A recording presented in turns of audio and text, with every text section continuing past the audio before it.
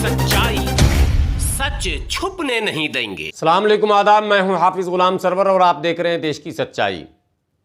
जिद शैतान का अमल कहा जाता है और जिद अगर बेजा और गलत चीज़ों पर हो तो वो तो खुलेआम सरासर शैतानी सिफत कहा जाएगा। इस्लाम एक ऐसा मज़हब है जिसमें ज़िंदगी जीने का उसूल तय कर दिया गया।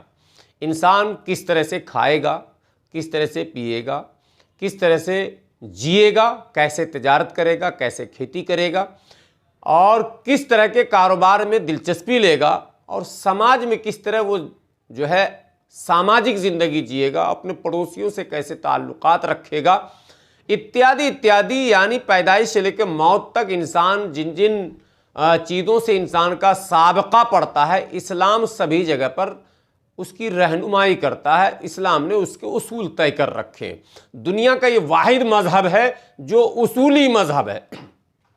क्या वजह है कि उसूली मज़हब के मानने वाले लोग भी गैर उसूली कामों पर पूरी तरह से बज़ीद हैं। गुड़गांव में नमाज का मामला पिछले 2-3 सालों से सियासी मुद्दा बना हुआ है।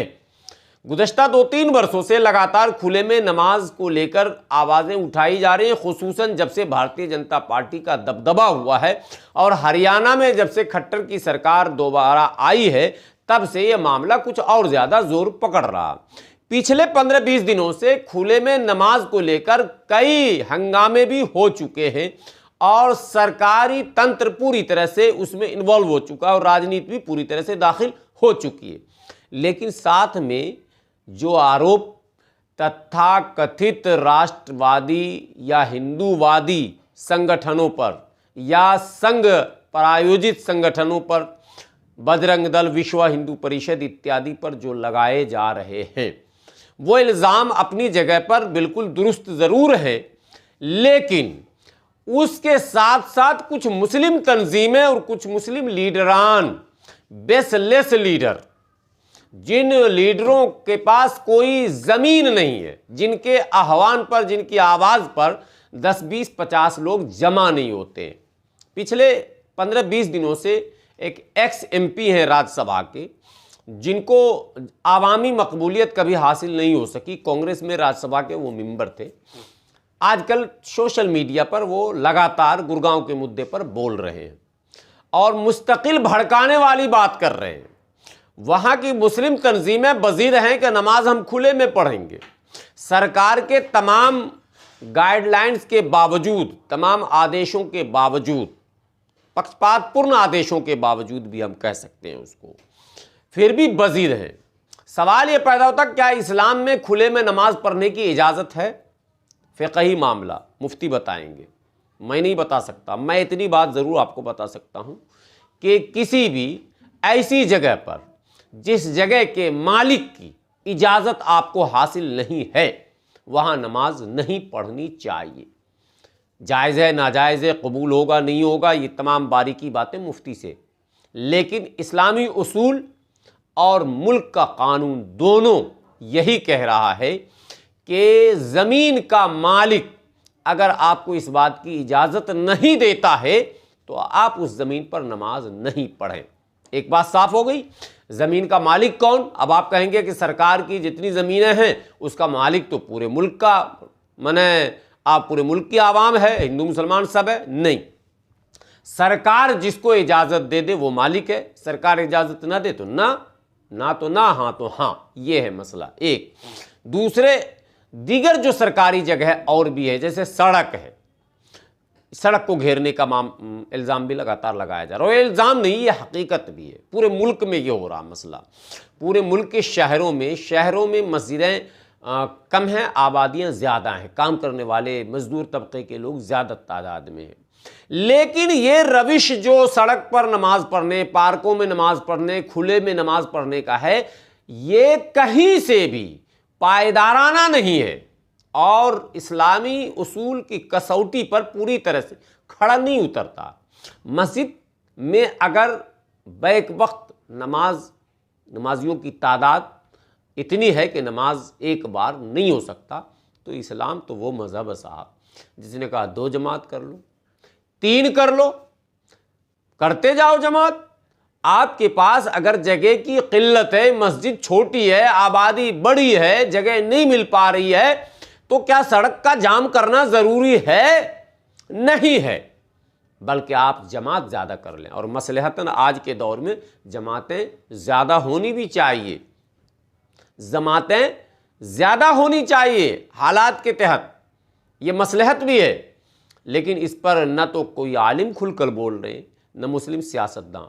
सबको सियासत की पड़ी है, सब चाह रहे नहीं मुसलमान को क्यों नहीं, हिंदू को क्यों नहीं, मुसलमान क्यों नहीं। वो कपिल मिश्रा पहुंच गया, और कपिल मिश्रा सरीके कुछ मुस्लिम लीडर, हालांकि उतनी हिम्मत कपिल मिश्रा जैसी कहाँ से आप लाएंगे, उसकी तो हुकूमत है, लेकिन कुछ मुस्लिम लीडर भी हैं जो वाही लूटने के लिए ज़बरदस्ती वो इसमें कूदे हुए हैं।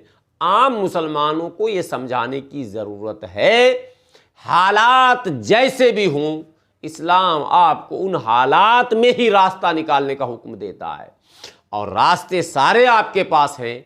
आप उलझाव में न पड़ें, क्योंकि नमाज आपको उलझाव से रोकता है, नमाज बुराइयों से रोकता है, बेहयाइयों से रोकता है। आप अपने किरदार से कुछ मैसेज देना चाहते हैं या नहीं, ये आपसे सवाल किया जाना है।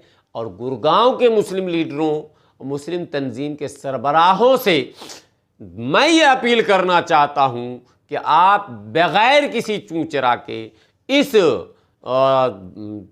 चर्चे को बंद कीजिए, रोकिए, वरना खुले में नमाज के बहाने और गुड़गांव के इस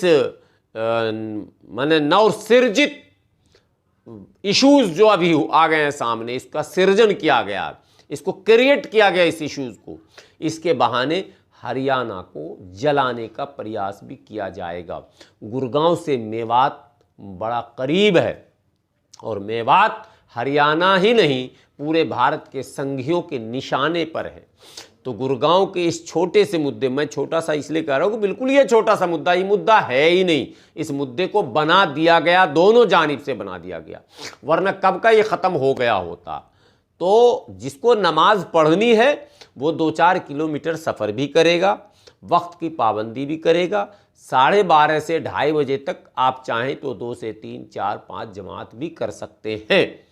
बजाय इसके कि आप पार्कों पे, बजाय इसके कि आप उन दंगाइयों के निशाने पर आएँ, इस्लाम, मुसलमान और नबी की शान में और कुरान की शान में गुस्ताखी करवावें, इसकी जवाबदेही आपकी भी बनती है।